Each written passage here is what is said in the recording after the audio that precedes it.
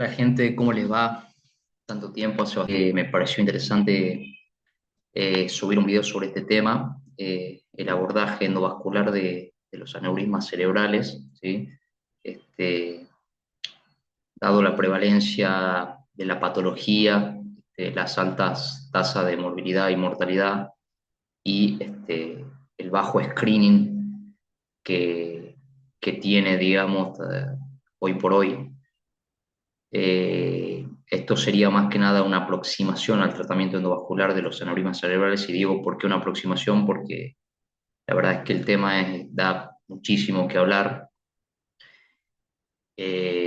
Como siempre, acá abajo pongo los que fueron los pilares de mi formación, digamos, el lugar que me vio crecer, la Clínica Sagrada Familia y el equipo ENERI de neurocirugía endovascular y radiología intervencionista del doctor Pedro Lilic, que dicho sea de paso, digamos, este video sería como un tributo a él porque él fue pionero en el tratamiento de los aneurismas cerebrales y de hecho fue el primero en embolizar un aneurisma cerebral con coils, allá en el año 1996, con Drake allá en UCLA, y, y además fue el primero en introducir, bueno, el primero y el único en introducir el stent en la terapéutica cerebral endovascular. Bien, así que bueno, vamos a empezar con esta aproximación. Primero que nada, entender qué es un aneurisma cerebral. Un aneurisma cerebral es una dilatación, ¿sí?, segmentaria de una arteria que, si bien acá nosotros la vemos, porque pongo este globito acá, porque nosotros siempre que tratamos de transmitirles a los pacientes cuál es la patología que padecen, siempre hacemos la analogía de que son globitos, ¿sí?, que se forman en las arterias, pero esos globitos, digamos, tienen el riesgo de romperse y causar una hemorragia cerebral mortal, ¿sí? Por eso la importancia del estudio y del cribado desde la derecha. Esto sería una carótida interna. Fíjense que un carotidio, ¿sí?, donde llega a su tip, bien, y se bifurca en las arterias cerebral anterior y la arteria cerebral media, ¿sí?, la arteria vertebral basilar y ambas arterias cerebral posteriores, y acá una arteria cerebrosa posterior inferior, ¿sí?, pero prefiero considerarlo un esquema de la circulación o del circuito anterior para entender que los aneurismas se pueden formar tanto lateral, ¿sí?, la pared de la arteria, ¿sí?, no solamente lateral, sino frontal o ventral, ¿sí?, miran para afuera, miran para adentro, y eso es lo que le da la denominación.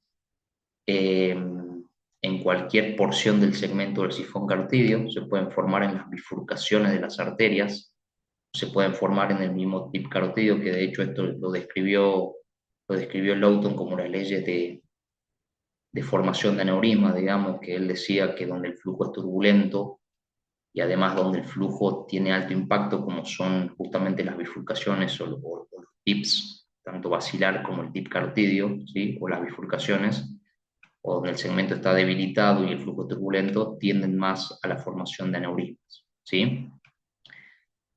Eh, ¿De dónde viene esto? Digamos, si uno repasa la fisiopatogenia de lo que es un aneurisma cerebral, lo primero que uno tiene que tener presente y tiene que tener en cuenta es que los aneurismas cerebrales, acá hay una controversia, digamos, o una paradoja, si se quiere, digamos. Eh, También cuesta transmitirles a los pacientes que, si bien el aneurisma cerebral es una patología adquirida a lo largo de la vida del paciente, hay una condición congénita que es la debilidad de la pared segmentaria en una arteria, ¿sí? Primero que nada, recordemos que las arterias cerebrales difieren mucho del resto de las arterias del cuerpo en cuanto a que tienen una capa muscular mucho más delgada, mucho más fina, y sobre todo a medida que los vasos se van ramificando, digamos, y cada vez son más distales. Por otra parte, tiene una menor densidad de fibras reticulares, entonces esto determina que, sobre todo en aquellos pacientes que tienen esta condición que les digo, que ya de por sí predispone, ya de por sí las arterias del cerebro son más débiles que las arterias del resto del cuerpo, algunos pacientes nacen con menor densidad de capa muscular y de fibras reticulares, entonces tienden a tener un segmento más debilitado, ¿sí? Estos defectos son segmentarios, es importante de aclarar generalmente.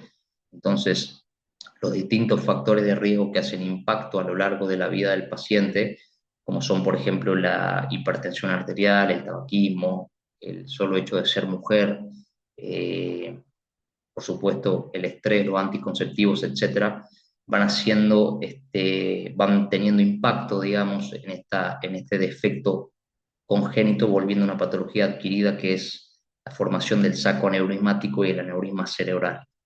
Bien, de por sí el hecho de tener un aneurisma cerebral, hay mucha gente que tiene aneurismas cerebrales y anda por la vida con estos y se muere de cualquier otra cosa, ¿sí? Generalmente estos se desarrollan o toman ya su forma después de los 25 o 30 años de vida, ¿sí? Por supuesto que hay casos donde se lo ven en personas más jóvenes, ¿sí? También entender que congénito y genético no es lo mismo, digamos, esto no es una patología hereditaria en el sentido de que si lo tienen ambos padres, por ejemplo, el hijo indefectiblemente lo va a tener, como es el caso de patologías genéticas heredadas como el daltonismo o el albinismo, ¿sí? Sino que sí tiene una alta carga genética en el sentido de que hemos visto más de un caso en la familia y eso obliga, en una familia hemos visto más de un caso, también hemos visto casos aislados en familias y eso obliga por lo menos a hacer el cribado o el screening con una, con una resonancia magnética o una angioresonancia, ¿sí? Una angioresonancia TOF bastaría a los familiares de primer grado del caso índice. ¿Sí? Los familiares de primer grado del caso índice siempre son, acuérdense, los padres, los hermanos y los hijos. Bien, si seguimos, está medio trabado esto. Bien, entonces como habíamos dicho, acá estamos viendo un esquema anatómico de un atlas, ¿sí? Donde se ha removido la bóveda craneana y nos permite ver las arterias del polígono de Willis en la base del cráneo. Y vemos que esto sería un polígono de Willis normal, ¿sí? La imagen de la izquierda, ¿sí? Pero en la imagen de la derecha vemos que los aneurismas cerebrales pueden tener distintas localizaciones a nivel del polígono de Willis e incluso más distales, como puede ser el tip basilar, ¿sí? El complejo comunicante anterior, ¿sí? Pero podemos encontrar aneurismas tipo blister-like a nivel del segmento M1, a nivel del segmento A1, ¿sí? O podemos encontrar aneurismas fusiformes, ya vamos a ver que hay distintos tipos de aneurismas fusiformes a nivel de la arteria basilar, de las arterias vertebrales, de las arterias cerebelosas, la arteria cerebrosa posterior inferior, la arteria cerebrosa superior, ¿sí? La arteria comunicante posterior, que es la que está acá, que es donde uno ve un aneurisma y comprime los núcleos y sobre todo las fibras del nervio óptico y es lo que le da la característica dilatación pupilar homolateral al paciente, ¿sí? Cuando uno lo ve en frecuencia, vamos a ver que presentan mayor frecuencia, 30-35%, son los que están ubicados a nivel del complejo comunicante anterior, ¿sí? 5% se ubica a nivel del tip basilar y el 20% a nivel de la bifurcación de la arteria cerebral media, ¿sí? Acá no estamos poniendo la comunicante posterior, pero también tiene una alta tasa de prevalencia, los aneurismas que se presentan en esta arteria, casi similar a lo que se presenta en el complejo comunicante anterior, ¿sí? Al estar todos estos aneurismas dentro ya de las cisternas basales del espacio subaracnoideo, por supuesto que al romperse van a producir una hemorragia subaracnoidea con todos los efectos deleterios que esto tiene para el paciente. ¿Sí? La hemorragia subaracnoidea es una patología grave con altas tasas de mortalidad y morbilidad. Eh, entonces, cuando si se rompe un aneurisma, digamos, uno tiene que evitar las complicaciones inherentes al aneurisma y después está la patología de por sí, que es la hemorragia subaracnoidea. Eso es un concepto que creo que hay que dejar bien en claro, que la primera complicación que uno tiene que evitar es el resangrado. ¿Sí? Cuando un aneurisma se rompe, generalmente se forma un pseudoaneurisma o un tapón que detiene la hemorragia. Entonces, si el aneurisma volviera a sangrar, tiene el doble de mortalidad. Entonces la primera complicación que uno tiene que evitar, y justamente que es nuestra tarea desde el punto de vista neuroquirúrgico endovascular, es evitar el resangrado sellando el aneurisma, sellando la brecha. Este, pero puede presentar otras complicaciones, como son el vasoespasmo, ¿sí? Por la sangre que se ha derramado en el espacio subaracnoideo y que irrita las arterias que discurren por este, y pueden producir un espasmo tal que lleve a un infarto cerebral al paciente o una isquemia cerebral tardía, que se ven quizás más tardíamente, pero que son igualmente graves, como la hidrocefalia, porque recordemos que el líquido cefalorraquídeo tiene una circulación donde se produce a nivel de los plexos coroides de los ventrículos cerebrales, ¿sí? Los ventrículos laterales, el tercer ventrículo y el cuarto ventrículo, se lo absorbe a través de las granulaciones de Paccioni a nivel del seno longitudinal superior y de los senos de la dura madre, ¿sí? Y lo que pasa acá es que al estar la sangre en contacto con el líquido cefalorraquídeo, se vuelve mucho más espeso y muchas veces puede obstruir, por decirlo de alguna manera, el flujo normal del líquido cefalorraquídeo y la reabsorción normal. Entonces causa un cuadro de hidrocefalia, que en este caso sería un cuadro de hidrocefalia comunicante, ¿sí? Entonces vemos que hay distintas formas, digamos, de presentación de los aneurismas. Tenemos los aneurismas saculares, ¿sí? Que son los más comunes. Acuérdense que esto es por un debilitamiento de la pared, y estos pueden ser del cuello estrecho, lo cual favorece en muchos casos la embolización con bobina de platino, que es lo que ya vamos a hablar. Estos plantean un desafío más complejo porque son de cuello ancho. Entonces uno, cuando va a embolizar con bobina de platino, corre el riesgo de que esa bobina migre distal, o sea, se salga del saco aneurismático y migre siguiendo la circulación del vaso matriz y cause fenómenos tromboembólicos o la oclusión de algún vaso distal. Bien, los aneurismas pueden tener esta forma también, ser aneurismas fusiformes. Ya de por sí creo que queda claro acá, y uno ya se va haciendo la idea de que esto es imposible de embolizar con bobina de platino, ¿sí? Porque si uno embolizara con bobina de platino se abriría todo el vaso y causaría una isquemia. Entonces hay que utilizar otro tipo de dispositivos, que son los stents derivadores de flujo, que son, bueno, lo más reciente en la terapéutica endovascular de los aneurismas cerebrales, y ya lo vamos a ir viendo también. Los aneurismas pueden plantear otros desafíos también, como por ejemplo que del saco aneurismático nazca alguna rama, como a veces pasa en la arteria comunicante posterior, si sea la arteria carótida, arteria comunicante posterior, o también en la pica, como dijimos.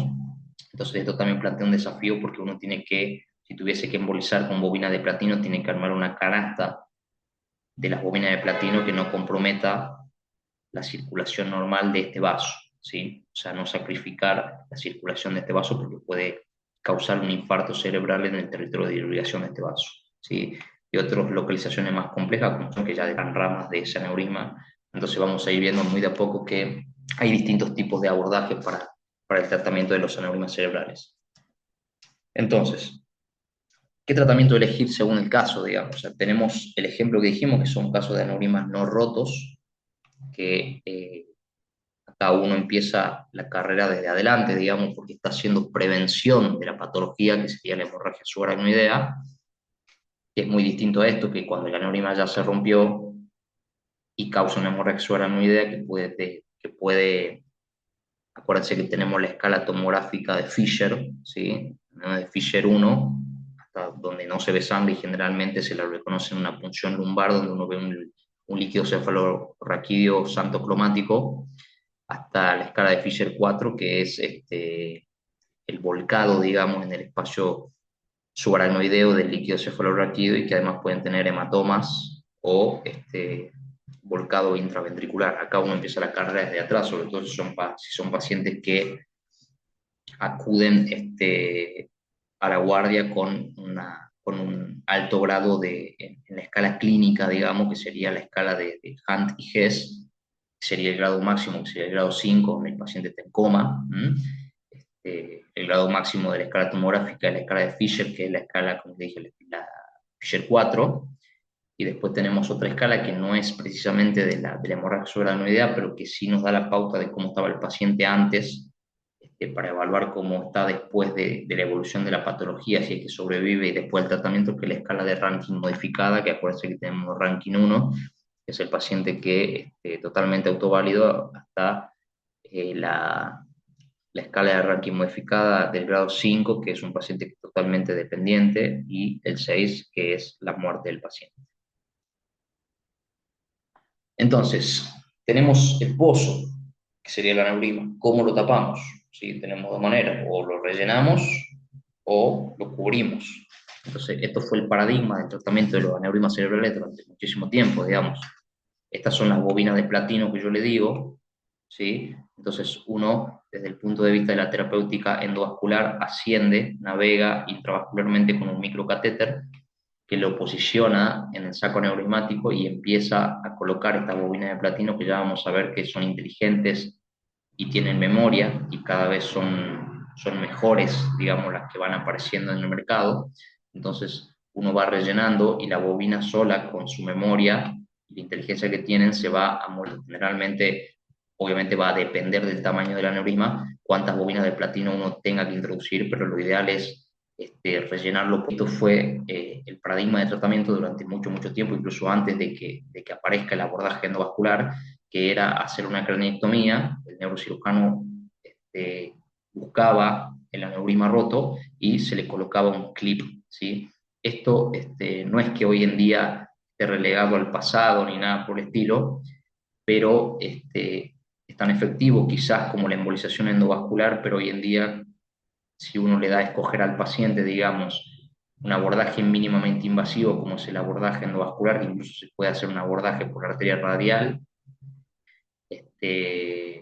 o la arteria femoral, ¿sí? O abrirle la cabeza al paciente, es básicamente como preguntar hoy en día si un paciente que tiene se tiene que realizar una colecistectomía, por ejemplo, por una colelitiasis, preguntarle si quiere una cirugía cielo abierto, que le abran la panza, o una cirugía laparoscópica.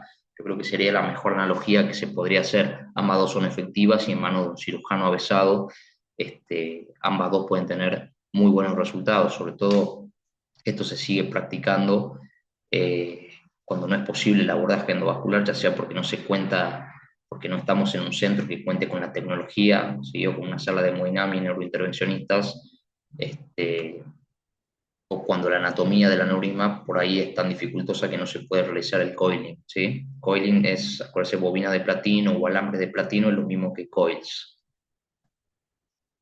Bueno, esto es para no olvidarnos que ya voy a profundizar sobre esto, si bien dijimos que tenemos el tratamiento a cielo abierto, ¿sí? Y el tratamiento endovascular con el relleno por medio de alambres de platino.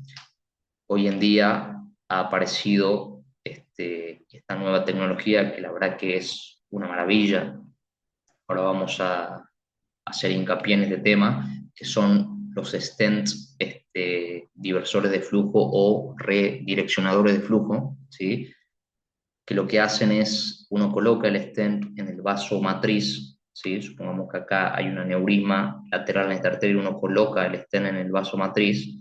Lo que hace el stent es, al tener unos poros muy cerrados, de alguna manera enjaula o hace un shielding del cuello del aneurisma, impidiendo que el flujo turbulento que se generaba dentro del aneurisma se siga generando y redireccione el flujo en forma laminar fuera del aneurisma, haciendo que el aneurisma, la sangre que está dentro del aneurisma se trombose, y eso después degradado por la célula de la microglía, etcétera, así modela la pared del vaso, y no solamente remodela y le devuelve la forma a la pared del vaso, sino que también lo refuerza, ya que es un estén metálico, refuerza el segmento, el segmento débil, o ¿cómo decirlo? Bueno, no me sale ahora la palabra, pero, o sea, de alguna manera cura el defecto segmentario, eso es lo que nos salía, el defecto segmentario, ¿sí? De la pared debilitada, la refuerza por medio de una malla metálica que posteriormente se va a endoterizar. Posteriormente se va a endoterizar de acá, que se coloca a 3 meses. Por eso el paciente, al tener una estena, al tener una prótesis, una endoprótesis metálica, ¿sí? Porque esto de nitinol y cromo cobalto, va a tener que estar antiagregado por lo menos por 3 a 6 meses con aspirina y prasugrel, ya vamos a ver que hoy en día se están diseñando nuevos stent diversores de flujo donde se trata de evitar la antiagregación plaquetaria, o por lo menos la doble antiagregación plaquetaria, porque tampoco es inocua. Si hay un paciente que está antiagregado con aspirina y prasugrel tiene riesgo de sangrado. Se están probando nuevos diversores de flujo que por lo menos permitan la monoantiagregación. ¿Sí? Ya vamos a ir viendo eso de a poco. Entonces, un poco más de lo mismo, esto es, lo que quiero que vean es que los coils, como yo les dije, tienen memoria, y esa memoria depende de la forma con la que vengan de fábrica, de manera tal que cuando uno introduce el microcatéter en el interior del saco aneumático, acá se ve un corte transversal, ¿sí? Se ha removido la mitad del saco aneumático para que se vea cómo entra el microcatéter dentro del aneurisma. Vamos a ver que esto tiene memoria. Estos, por ejemplo, se llaman helicoidales porque tienen justamente esa forma helicoidal, pero vienen lo que se llaman, por ejemplo, los de Target, los estándar, que arman una canasta perfectamente redonda que se amolda muy bien a los aneurismas saculares, o vienen, por ejemplo, también los 3D, que tienen la capacidad de ir buscando los lugares vacíos. Uno cuando ya ha rellenado con varios coils el aneurisma, nos sirven mucho estos 3D porque van buscando los lugares que todavía no se han rellenado y van rellenando. Entonces uno puede ir combinando distintas formas de coils hasta que rellena por completo el aneurisma. De hecho, acá lo vemos como se introduce primero el microcatéter y a partir de ahí se empiezan a liberar los coils. Acuérdense que pueden ser uno 2 3 4 5 hasta 7 8 9 o 10 coils, ¿sí? Raramente se utilizan solo coils, salvo que sea un aneurisma muy, muy pequeño. Entonces, estos vienen montados sobre una guía y cuando uno introduce la totalidad de la bobina de platino en el interior del aneurisma, se desuelda o se corta la guía por medio de electrolisis, ¿sí? Se utiliza una batería, el punto donde está soldado la bobina de platino a la guía, se retira la guía y el coil queda liberado dentro del aneurisma, ¿sí? También se lo puede liberar de forma mecánica cortándolo con los dedos, ¿sí? Acá vemos un modelo experimental de un aneurisma comunicante posterior, ¿sí? Entonces vemos cómo uno asciende con el microcatéter, ¿bien? Lo posiciona en el interior del aneurisma y lo va rellenando. Esto sería una imagen de una angiografía por sustracción digital en una posición de trabajo, pues una posición de trabajo porque uno elige la mejor posición donde pueda ver el vaso matriz y el cuello para ver que no protruya ninguna bobina, porque si una bobina protruye por fuera del cuello del aneurisma, eso puede generar fenómenos tromboembólicos y la agregación plaquetaria, ¿sí? Entonces lo ideal es que el cuello quede bien delimitado y todos los coils queden por dentro del aneurisma y ninguno sobresalga del cuello, ¿sí? Posteriormente, esa parte del cuello donde no sobresale ninguna bobina se va a endotelizar y el vaso va a quedar, o mejor dicho, el aneurisma va a quedar excluido del vaso matriz, como pasa acá. Y acá así es como se ve. Acuérdense que esto es fluoroscopía, son rayos X, ¿sí? Pero con sustracción digital. Acá vemos cómo se llena de contraste la arteria carótida interna, pero vemos que acá se llenaba de contraste el aneurisma y acá ya no se llena de contraste porque está relleno de bobina de platino, ¿sí? Está embolizado con coils. Bueno, un poquito más de lo mismo para que ustedes vean, digamos, primero que nada es muy importante estudiar la anatomía del aneurisma. Uno realiza una angiografía por sustracción digital y posteriormente realiza una angiografía rotacional que le permite al software del angiógrafo realizar una reconstrucción tridimensional, que sería esta que está acá, se la puede mover en los tres planos del espacio, entonces eso nos permite estudiar bien, bien todas las características del cuello, ver que no salga ninguna rama, etcétera, y a partir de ahí seleccionar posiciones de trabajo en esta imagen tridimensional que la vamos a reproducir en la angiografía, en el fluoroscopio, digamos. Entonces eso nos permite tener una buena visión del cuello y de las ramas, del vaso matriz de las ramas y del cuello. Entonces esto nos permite embolizar con la seguridad de saber que, habiendo visto previamente la reconstrucción 3D, estamos asegurando el cuello sin que sobresalga ninguna bobina hacia el vaso matriz. Pero lo recalco, digamos, si una bobina sale hacia el vaso matriz, va a generar agregación plaquetaria y eso puede generar fenómenos tromboembólicos, ¿sí? Que migren o que tapen el vaso matriz. Esta imagen que se está viendo acá es una imagen de una angiografía sin sustracción digital. Fíjense que es como una radiografía de cráneo, pero con un máximo zoom a nivel del aneo que les quiero mostrar acá. Es que, si ustedes se fijan, este es el microcatéter, ¿sí? El microcatéter tiene una marca distal y una marca proximal radiopaca. Entonces lo que a nosotros nos va a dar la pauta de que la totalidad de la bobina de platino está dentro del aneurisma y no fuera del saco aneurismático es esto que está acá, esta pequeña línea radiopaca que se ve acá, es la que nos indica que cuando toma contacto con la marca radiopaca proximal del microcatéter, eso significa que a este punto ya está totalmente introducida la bobina de platino en el saco neumático y uno lo puede liberar sin ningún problema, ya dijimos por medio de electrolisis o en forma mecánica. Bueno, acá hay un ejemplo muy interesante de un paciente que se presenta a la guardia con una hemorragia subaracnoidea. Fíjense que uno ve en la tomografía, en el corte sagital, ve una importante hemorragia subaracnoidea, sobre todo a nivel de la fosa posterior, ¿sí? De la cisterna magna y del cuarto ventrículo, tercer ventrículo.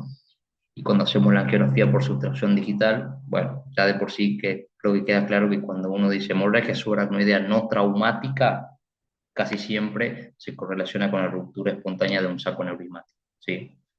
Entonces, cuando hacemos la angiografía por sustracción digital, vemos que el paciente tiene una disección de la arteria y segmentos aneurismáticos disecantes, como se ve bien acá. Fíjense acá y acá. Entonces, estos aneurismas, como son disecantes fusiformes, es decir, no se desprenden de la porción lateral de la arteria, es muy difícil embolizarlo con COIS, no solamente porque no solamente porque tengan esta morfología, sino también porque fíjense que están en ramas muy distales donde es muy difícil llegar con un microcatéter. Entonces lo que uno hace, esto es la arteria basilar, ¿sí? Acá abajo se ve la arteria vertebral y este es el nacimiento de la arteria cerebrosa inferior, ¿sí? Acuérdense que la arteria cerebrosa inferior tiene un caudal loop y un cranial loop. Porque es importante recordar este aspecto anatómico porque a nivel del cranial loop, perdón, del caudal loop, van a nacer perforantes vulvares, que son las que, si se comprometen, van a dar el famoso síndrome de Wallenberg, que recordemos es un síndrome alterno sensitivo motor, si se quiere, que compromete la hemicara homolateral con pérdida de la sensibilidad propioceptiva y el hemicuerpo contralateral, o sea, la hemicara homolateral, alteración de la sensibilidad superficial termoalgésica, pero además se acompaña de pares bajos, ¿sí? Se acompaña de alteración del décimo, del noveno, del décimo, del onceavo, el del doceavo, o sea, un síndrome vulvar, y además puede tener elementos componentes de alteraciones del cerebelo, ¿sí? Ataxia o por compromiso vestibular, náuseas, vómitos, etcétera, y además se puede acompañar de un síndrome de Horner por las fibras simpáticas que bajan por el bulbo lateral. ¿Sí? Eso es el síndrome laterovulvar o síndrome de Wallenberg. Entonces nacen de las perforantes, entonces sabemos que a nivel del caudal loop tenemos un punto de seguridad, entonces acá lo que se hizo fue colocar no se pudo, como le digo, realizar la embolización con COIS, así que se realizó la embolización con un material líquido embolizante que es un derivado del N-butiril-cianocrilato, ¿sí? Acá se utilizó Magic Blue o Glubran, entonces se sacrificó la arteria y se tapó. Igualmente no pasó nada porque, como les digo, primero que nada, hay muchísima circulación córtico-cortical o leptomeningia o piopial. Fíjense que acá, por más que uno ha sacrificado la arteria, prácticamente la totalidad de la corteza cerebrosa se llena por colaterales entre la pica y la AICA, ¿sí? O a veces hay un tronco común AICA-PAICA, así que no, en ese sentido no hay de qué preocuparse y la paciente evolucionó muy bien. Remodeling, ¿cuál es el concepto de remodeling? El concepto de remodeling es lo que yo le decía. Cuando uno se presenta ante la dificultad de que presenta un aneurisma roto de cuello ancho, entonces el remodeling es el concepto de asistir la colocación de bobinas con algo que cubra el cuello, evitando que las bobinas protruyan hacia el vaso matriz. Fíjense, esto es una forma de embolización con COIS de un aneurisma asistida por balón. Entonces lo que uno hace es, fíjense que hay dos catéteres, un microcatéter que va al aneurisma, que es un catéter de bajo perfil por el cual se van a colocar las bobinas de platino, y un catéter balón que uno infla, ¿sí? Generalmente son balones súper complacientes, son muy blanditos, pero sirven para tapar el cuello mientras uno arma, por ejemplo, o por lo menos pone la primera bobina, que es la que va a armar la canasta de coils, le va a dar la forma al saco neumático a partir del cual se va a poder ir rellenando con distintos tipos de coil y distintos tamaños, y cada vez más chico. El primero es el más grande, el segundo más chico, y así hasta colocar el coil más pequeño que ocluya por capacitiva, ¿sí? Uno coloca stents que pueden ser stents desplegables, como por ejemplo el stent Neuroform Atlas, o pueden ser stents que no se despliegan, sino que uno los abre solamente para que sirvan de remodeling, como es el stent Solitaire o el stent Comaneci, ¿sí? Entonces, lo mismo que con el balón, uno coloca el microcatéter a través de las celdas del stent, catéter de bajo perfil, como puede ser un Echelon o un Excelsior 10, y va colocando la bobina de platino, y después ya queda en uno si decide liberar el stent o recuperarlo. Acuérdense que la contraparte de dejar el stent colocado, sobre todo en un paciente que tiene un aneurisma roto, una hemorragia subaracnoidea, es que va a tener que dejar doble antiagregado al paciente. No se puede colocar un stent en una arteria sin que el paciente reciba una doble antiagregación, porque el stent es de metal, de nuevo, cromo, cobalto y nitinol, entonces indefectiblemente va a propiciar un entorno para para la agregación plaquetaria, ¿sí? Entonces acá tenemos un ejemplo de todo lo que dijimos, ¿sí? Tenemos aneurisma de la bifurcación que se pueden rellenar siempre y cuando el cuello sea propicio, se puede rellenar con bobina de platino, ¿sí? Los del TIP, que generalmente son que son de cuello amplio, se puede realizar la colocación de bobinas asistida por balón, ¿sí? Una técnica de remodeling por balón, entonces uno infla el balón y va colocando la bobina de platino, o la colocación de bobina de platino asistida con stent, que en este caso se liberó, como podemos ver, y esto que es la tecnología más reciente que yo les dije, que son los stents derivadores de flujo, que son stents de celdas o strats muy estrechos, que lo que hacen es hacer un enjaulamiento o un shielding del cuello del aneurisma, redireccionan el flujo laminar, evitando que se perpetúe ese círculo vicioso de flujo turbulento. Entonces el aneurisma, el contenido del aneurisma se trombosa, y esto después por el sistema de degradación del mismo organismo, digamos, por un mecanismo biológico de la microglía, clófago, lo que sea, esto va a ir retrogradando hasta que esto desaparezca. Entonces tienen como una triple función. Primero que nada, cerrar el cuello del aneurisma, puesto después epiteliza, ¿sí? Curar el aneurisma y reforzar el segmento debilitado para que no se forme, por ejemplo, otro aneurisma acá. Bueno, es para el Echelon 10 o el Excelsior 10, son dos muy buenos catéteres de bajo perfil. De hecho, el Excelsior o el Echelon, creo que el Excelsior es compatible con DMSO, dimetil sulfóxido, así que incluso puede permitir la embolización con derivados del Onyx. Fíjense este video para que vean más o menos cómo es la embolización de un aneurisma con coils.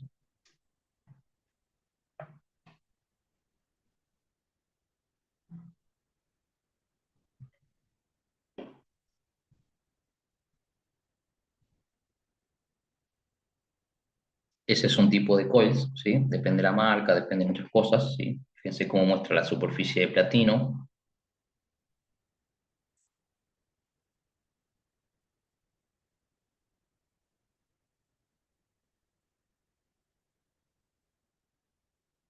Entonces, ¿qué es lo que vemos? Por un abordaje femoral derecho mínimamente invasivo, una punción percutánea utilizando la técnica de Seldinger, vamos a navegar el sistema vascular.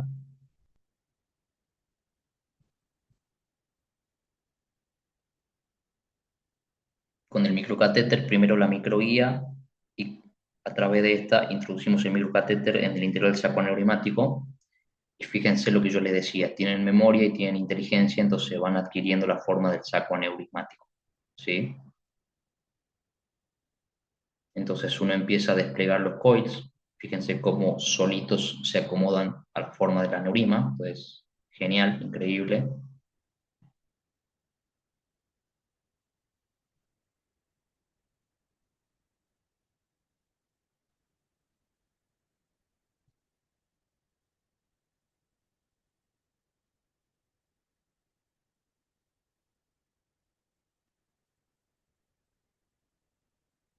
Bueno, soft hace referencia a que cada vez vienen más blanditos los coils, lo cual es genial porque no dañan el saco neumático. Entonces uno introduce coils tras coils tras coils hasta rellenar por completamente el saco neumático. Una vez que este se encuentra completo, se retira el microcatéter, se hace una angiografía de control y el paciente queda curado de su aneurisma. Por supuesto que si está, estará internado por el riesgo de vasoespasmo, etcétera, pero ya por lo menos se previno la primera complicación y la más mortal, que es el resangrado por el aneurisma roto. Fíjense otro video acá en un modelo experimental de cómo se rellena un saco neumático con coils. Esto ya es real, digamos, a diferencia del esquema anterior, que era un video simulado, ¿sí? Estamos viendo un coil real. Fíjense cómo va adquiriendo la forma del aneurisma sacular.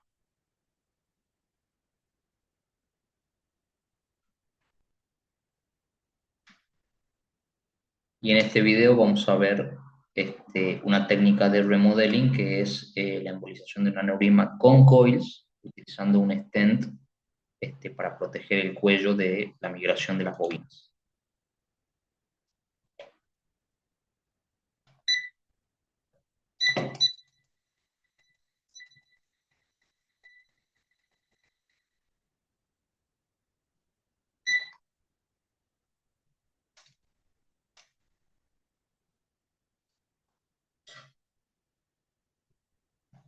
Entonces subimos con el microcatéter, subimos el stent, lo desenvainamos. Este es un stent autoexpandible, también tiene memoria, o sea que a medida que uno retira el catéter, el stent se va abriendo y ya posicionando las paredes de la arteria.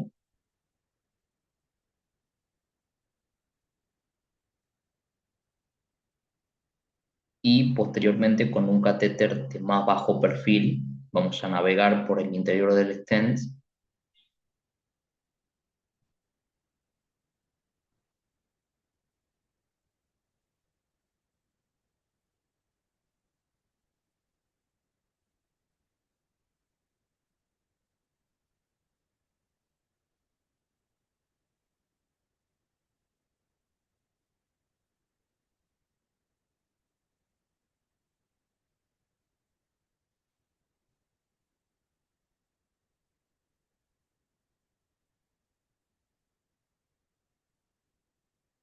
Bueno, se repitió la maniobra. Se libera el stent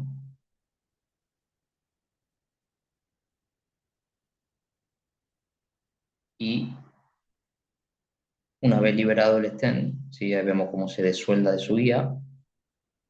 Subimos con un catéter montado de la celda del stent, o los struts del stent no van a permitir la protrusión al vaso matriz. Bien, perfecto.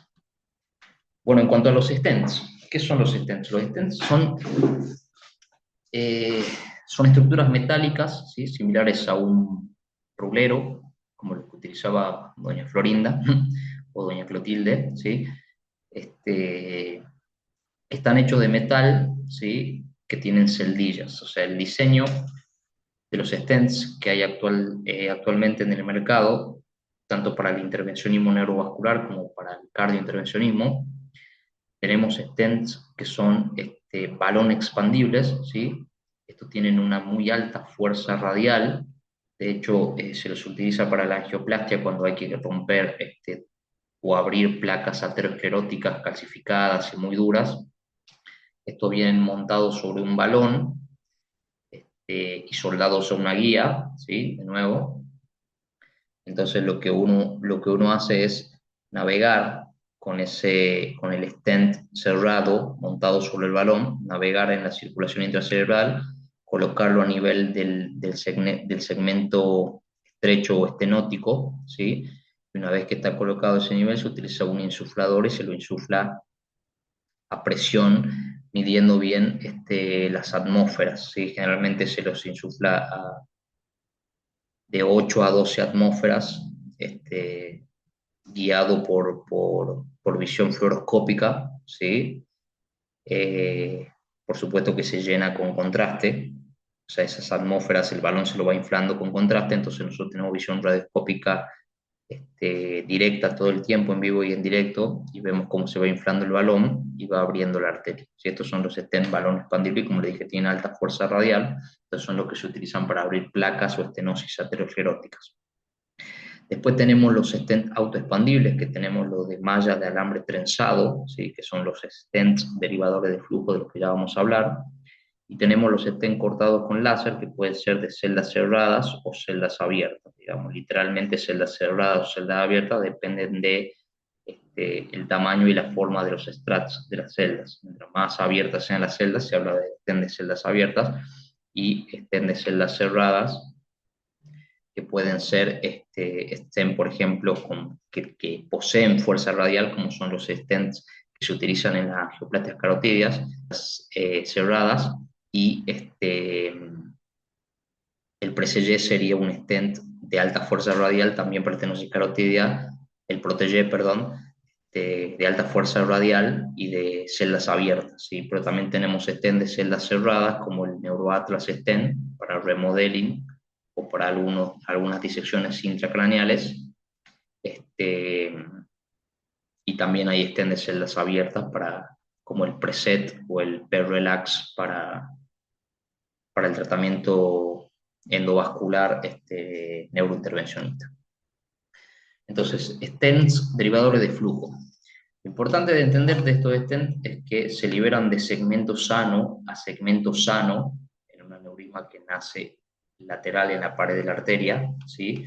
Entonces no excluyen mecánicamente el flujo, no excluyen mecánicamente el aneurisma de la corriente de flujo. ¿Por qué? Porque por ser que si bien son muy cerradas las celdas, son trenzadas, no deja de haber poros en el aneurisma, entonces sangre puede seguir entrando, pero el flujo ya no va a ser turbulento porque justamente la función del stent derivador de flujo o redireccionador de flujo es redirigir el flujo laminar, ¿sí?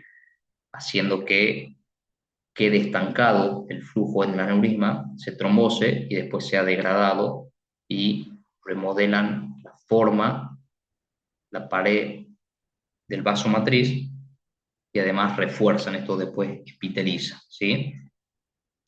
Bien.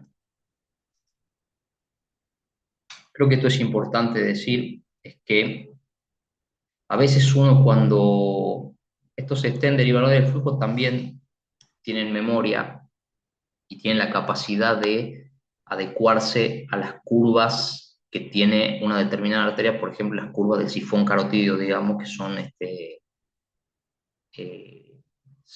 por decirlo de alguna manera, el segmento más tortuoso que tiene una carótida normal, ¿sí? Entonces se adecuan, son tan blanditos, ¿sí? Porque estos no requieren fuerza radial, la función que cumplen es totalmente distinta, o sea, redireccionar el flujo, no necesariamente necesitan fuerza radial para nada, pero tienen celdas tan estrechas que uno tiene que tener, por ejemplo, tiene que tener en cuenta, por ejemplo, que los ramos perforantes del tronco basilar tienen un diámetro de 80 a 940 micras, ¿sí? Con un valor promedio de 400 micras. Bien, entonces, si nosotros sabemos que los poros del stent tienen aproximadamente 100 micras, hay que tener en cuenta que cuando uno coloca un stent diversor de flujo, indefectiblemente va a sacrificar ramas colaterales muchas veces, pero entender que esa se llama de la rama perforante, esto no se va a epitelizar, al igual que en un saco neumático, porque al haber corriente de flujo, ¿sí? La succión del flujo que esto produce mantiene abiertos los poros y a lo sumo se comprometerá el 50% o se epitelizará el 50%, y para una rama perforante que funciona con un 50% del flujo y el flujo aspirativo mantiene abiertos los poros del stent, la verdad que es prácticamente inocuo, ¿sí? Por supuesto que ha pasado que uno ha shadeado o ha hecho shading en una arteria. Creo que el mayor miedo de uno es cuando libera un stent diversor de flujo desde el segmento M1 de la arteria cerebral media hacia la carótida supraclinoidea, haciendo shading o encarcelando el segmento A1, que se tape ese segmento, pero la realidad es que, por lo menos en nuestra casuística, lo hemos visto muy poco. Además creo que he llegado a ver un solo caso. También depende mucho del paciente y del estado del sistema de coagulación del paciente, ¿sí? Bueno, estos son modelos experimentales, que lo que yo les decía, fíjense que si acá uno simulara la curva del sifón carotídeo, este es el microcatéter y fíjense cómo uno va liberando y se va es un estén autoexpandible, el estén diversor de flujo, se va autoexpandiendo, generalmente uno elige un tamaño de 1 o 2 milímetros más al diámetro de la arteria para que se posicione bien a las paredes y a medida que lo va liberando en la curva, va tomando por la memoria y la inteligencia que tiene, las curvas de la arteria, hasta que finalmente lo libera y se desuelda, ¿sí? Esta imagen que se ve acá es básicamente esto que se ve en color como humo, lo que está mostrando es cómo se va epitelizando el stent para que después posteriormente nosotros por controles angiográficos podamos suspender la antiagregación del paciente una vez que esto se encuentre completamente epitelizado.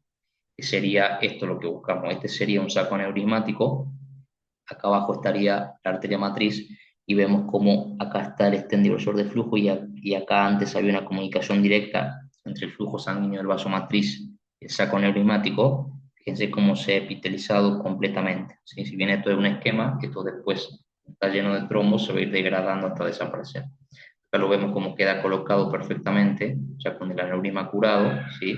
Fíjense que el extremo del estén está acá y está acá. El paciente ha desarrollado un poco de estenosis intraestén que puede pasar, por eso es fundamental el tratamiento con estatinas, ¿sí? Como rosuvastatina, dosis baja, 10 miligramos por día, es suficiente, o ezetimibe en pacientes que no toleren las estatinas, pues sabemos que las estatinas no son inocuas, pueden presentar dolores musculares leves a rhabdomiólisis o incluso elevación de las transaminasas hepáticas, pero son fundamentales para evitar justamente la, la hiperproliferación de la íntima, ¿sí? Por sus efectos pleiotrópicos.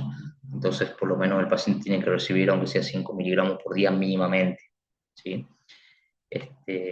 Y bueno, estos son ya cortes anatomopatológicos donde se ve justamente cómo el estén ha quedado incorporado. Fíjense que acá está la celda del estén y acá se ve la íntima, como la íntima ha recubierto el stent y se puede suspender la antiagregación, ¿sí?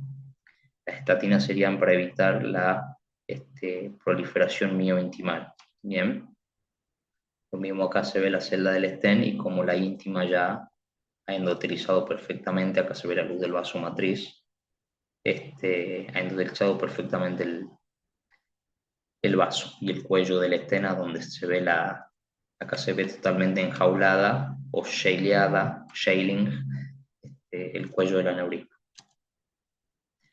Esta es una paciente que tenía un aneurisma gigante localizado a nivel del segmento cavernoso de la arteria carótida izquierda, compromiso de los pares craneales, oftalmoplejía, etc. Acá lo vemos en una angiografía por sustracción digital. Lo que se hizo en esta paciente es colocar un stent diversor de flujo justamente que vaya de segmento sano, ¿sí? Lo ideal. Acá lo estamos viendo. Se ha liberado un stent, que este es un stent P64 de Phenox, ¿sí? Uno de los más utilizados. Hay muchos stents diversores de flujo. Tiene muy buena efectividad, ¿sí? Y fíjense cómo inmediatamente en el control, cuando uno coloca el stent derivador de flujo, ya se ve la retención de contraste que tiene el aneurisma gigante. Entonces esto nos da la pauta de que tiene tendencia a la trombosis. Esto es flujo sanguíneo, bueno, en realidad acá no hay flujo sanguíneo, pero es sangre ectásica, que obviamente se va a trombosar, ¿sí? Por las leyes de Virchow. En los controles por resonancia magnética vemos acá que el izquierdo presenta, ¿no? Pero está totalmente excluido el aneurisma de la circulación, ¿sí? Nosotros lo vemos acá, se ve que el aneurisma está completamente curado, ¿sí? En el control a los 6 meses perdón, a los 12 meses por angiografía por sustracción digital, vemos que ese aneurisma que veíamos acá, ese aneurisma gigante, ¿sí? Estos aneurismas gigantes se habla cuando miden más de 25 milímetros de diámetro, ¿sí? Vemos que está completamente curado, o sea, esto es una maravilla, ¿sí? Si el paciente este procedimiento se lo hace programado, en 2 días se va a la casa, o hay centros donde se está experimentando que el paciente se vaya a la casa el mismo día si es que el abordaje se hizo por radial. O sea, esto es algo que hace 10, 20 años era impensable, que un paciente con un aneurisma cerebral gigante sea tratado por un abordaje este, neurovascular, neuroquirúrgico endovascular por abordaje a través de la arteria radial, o sea, con un pinchacito en la mano sería la única cicatriz que tiene, que se vaya a la casa el mismo día con el aneurisma tratado y a los 3 meses un aneurisma curado, evitando una hemorragia subaracnoidea en ese aneurisma gigante que podría haber sido catastrófico, ¿sí? Las endoprótesis redireccionadoras de flujo o stents diversores de flujo con lo que contamos hoy en día en el mercado, hay muchísimos, ¿sí? Los más utilizados quizás sean, por lo menos en nuestro centro, el Pipeline Shield, ¿sí? Que es de Medtronic. Ahora salió el Pipeline Vantage, ¿sí? Que tiene algunas características que lo mejoran de la versión Shield, digamos, que esté 100% recuperable y además tiene mucha más flexibilidad. Vista Baby, que es un stent que viene en versiones muy, pero muy chiquititas que se pueden colocar en aneurismas de la circulación distal, como por ejemplo aneurismas micóticos, ¿sí?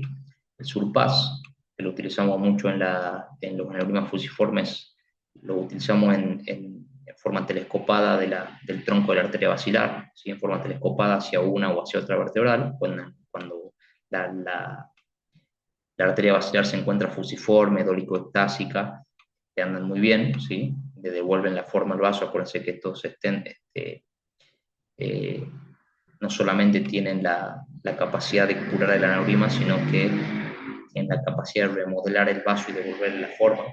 Tremendo. El Fred y el Fred Junior, que por ahí son uno de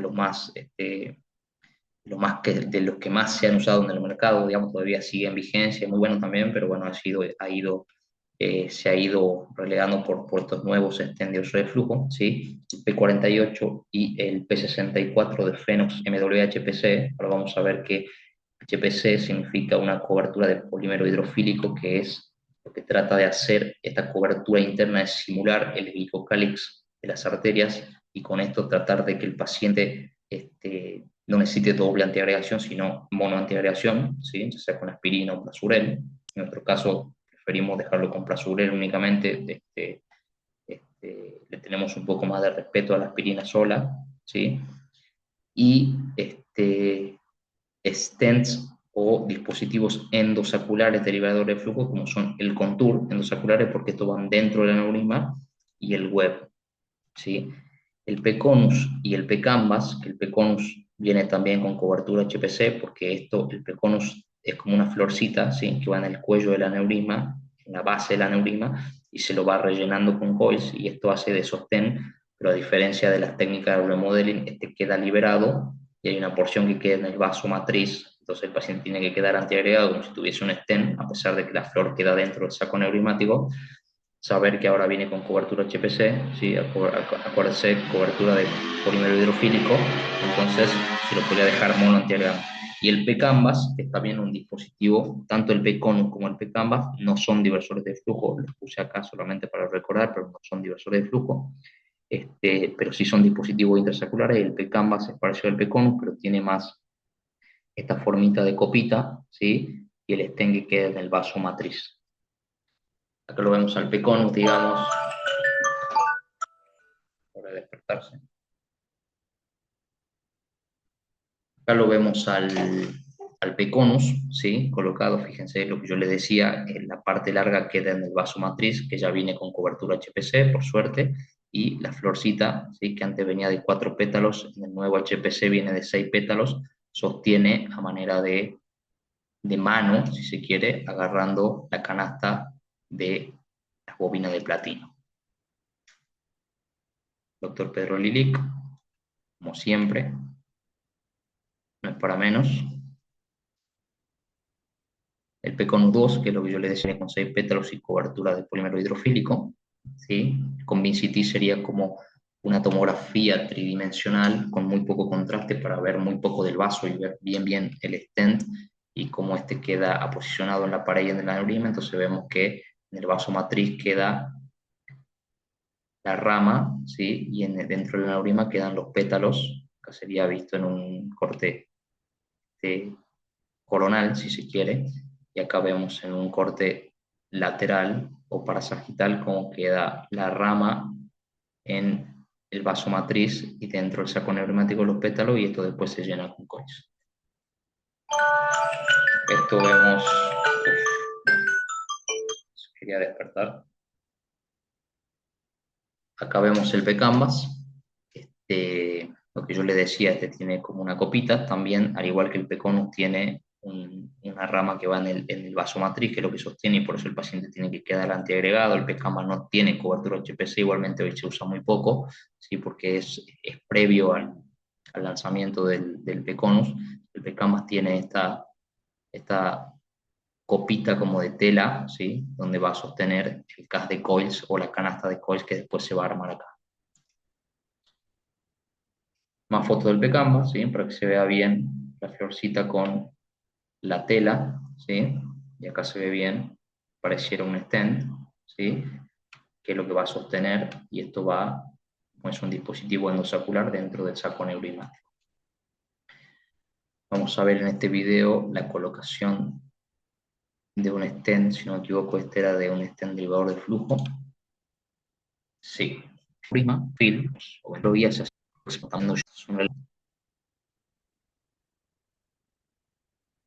se retira el catéter, la endoprótesis queda posicionada y vemos cómo inmediatamente ya van cambiando las condiciones de flujo apenas se libera el stent, según esa pared reestructura el vaso, devolviéndole, reconstruye el vaso, devolviéndole la forma, reforzándolo y curando el aneurisma. Es genial.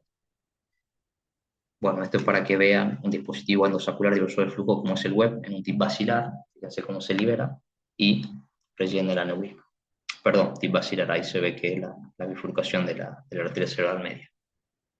Vamos a verlo de nuevo, está bueno.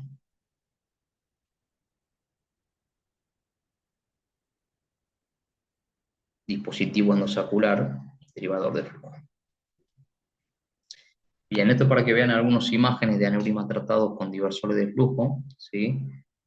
Cómo uno fue tratando los distintos aneurismas, ¿sí?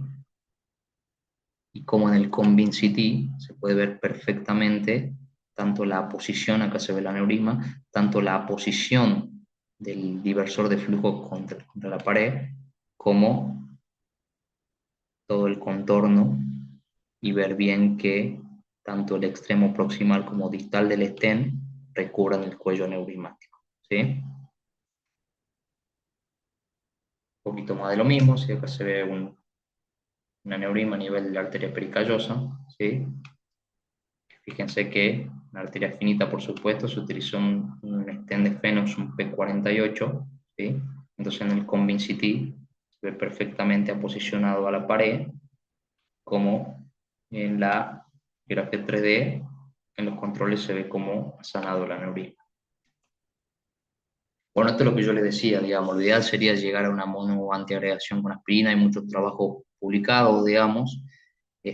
A mi entender, para mí falta evidencia, digamos, ¿sí? Se ha visto que dosis de 100 a 500, o en algunos casos hasta 1500 gramos, entonces como que todavía no queda del todo establecido. Yo creo que estos nuevos stent diversores de flujo con coberturas, ya sean de polímero hidrofílico, simulando el glicocálix, o con los distintos tipos de cobertura, como la de Shield, de Pipeline, de Medtronic, van queriendo de alguna manera simular el entorno endovascular normal para que la sangre no rechace el stent y poder monoantiagregarlo al paciente con aspirina, o incluso el día de mañana que el paciente no tenga que estar antiagregado. Se usó con heparina, ¿sí? Como le dije, todavía falta evidencia, y en nuestro caso creo que los que mejor resultado nos han dado, incluso en los casos de hemorragias subaracnoideas, con aneurismas rotos, donde no podíamos embolizar con coil, porque, por ejemplo, se había roto un aneurisma tipo blister-like, esos bien chiquititos en el segmento A1 de la arteria cerebral anterior, donde no entra ni un coil. no quedó otra que colocar un stent diversor de flujo y a pesar de que el paciente tiene una hemorragia subaracnoidea, lamentablemente si coloca un stent lo tiene que antiagregar y colocamos un P48 con cobertura HPC y dejamos al paciente mono antiagregado con Prasuray y la verdad que los pacientes andaron muy muy bien, ¿sí? No hubo hemorragia ni nada por el estilo, así que por lo menos nuestra casuística y nuestra evidencia hasta el día de hoy es, preferimos utilizar en esos casos, digamos, donde el paciente tenga alto riesgo de sangrado, colocar stents, diversores de flujo con recubrimiento HPC, ¿sí? De polímero hidrofílico, y dejar mono antiagregado al paciente, pero no con aspirina, a pesar de que hay buena evidencia, preferimos dejarlo con Prasuray. Bueno, esto es para que se vea más o menos lo que tratan de hacer estos dispositivos nuevos, digamos, simular el ligocálix de la célula y ver que hay muy poca agregación plaquetaria, ¿sí? Este es el inversor de flujo. Eh, bueno, la performance de la cobertura, ¿sí? Vemos como HPC versus no HPC, la agregación plaquetaria que tiene, ¿sí? Acá prácticamente nula.